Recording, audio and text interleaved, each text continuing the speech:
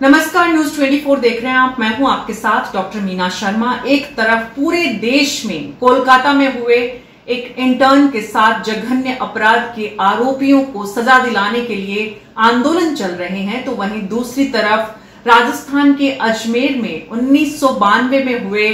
बलात्कार कांड के आरोपियों को लेकर उनकी सजा पर चर्चा हो रही है। चर्चा इस बात की नहीं हो रही है कि आरोपियों को सजा मिली है आजीवन कारावास की,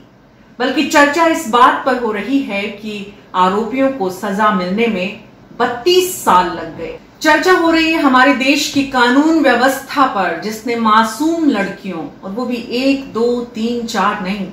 बल्कि 200 से ज्यादा अजमेर के विद्यालयों में पढ़ने वाली मासूम बच्चियों के साथ निर्ममता, अत्याचार, लगातार साजिश के तहत, षड्यंत्र के तहत मिलकर गैंग रेप की सालों तक घटना होती रही और हमारा देश उन आरोपियों को सजा दिलाने में 32 साल लगा दिए। 32 साल पहले 1992 में अजमेर में कुछ संपन्न परिवारों के पढ़े लिखे पुरुषों ने स्कूल में जाने वाली छात्राओं, 11वीं, 12वीं, 9वीं, 10वीं की जो छात्राएं थीं, उनके साथ षड्यंत्र के तहत योजनाबद्ध तरीके से मिलकर कुछ राजनेताओं तक उन लड़कियों को पहुंचाने का सिलसिला शुरू किया था। उन्हें ब्लैकमेल करने का सिलसिला शुरू किया। उनके फोटोग्राफ्स उन्हें दिखाकर कि उनके परिवारों को दिखा दिए जाएंगे, उनके स्कूल में दिखा दिए जाएंगे। शुरुआत एक बच्ची से हुई, लेकिन ये संख्या 200 से ऊपर पहुंच गई। सिर्फ एक अजमेर शहर में लोगों के सामने दिन दहाड़े इस तरह की, क्योंकि ये सब कुछ दिन में हुआ। स्कूल से बच्चियां दिन में जाती थी, बच्चियों को ले जाया जाता था और उसके बाद उनके साथ जो कुछ होता था,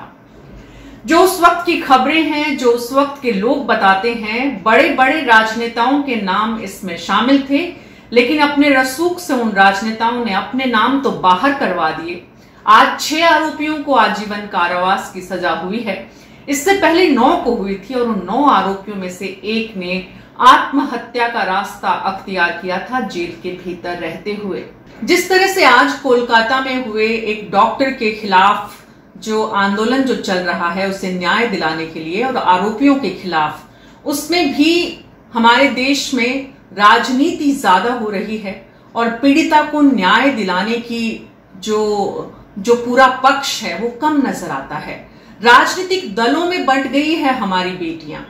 और इसीलिए हिंदुस्तान में 32 साल पहले भी यही हो रहा था, 50 साल पहले भी यही हो रहा था, और आज भी यही। सरकारी अस्पताल में पढ़ी लिखी डॉक्टर महिला के साथ जितना जघन्य अपराध हुआ, उस पर आरोपी को सीधे सीधे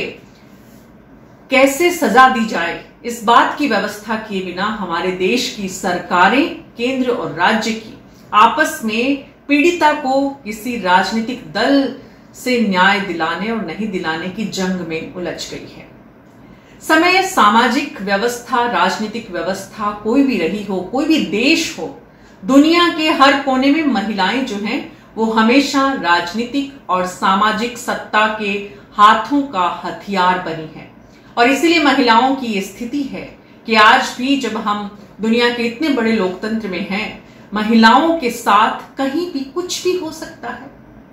अगर वाकई में हमारे देश की सरकार, देश के प्रधानमंत्री नरेंद्र मोदी और राज्यों के मुख्यमंत्री और हमारी पूरी न्यायिक व्यवस्था महिलाओं के साथ न्याय करना चाहती है, तो अब सबसे बड़ी जरूरत यह है कि सत्ता में महिलाओं की भागीदारी सुनिश्चित करें,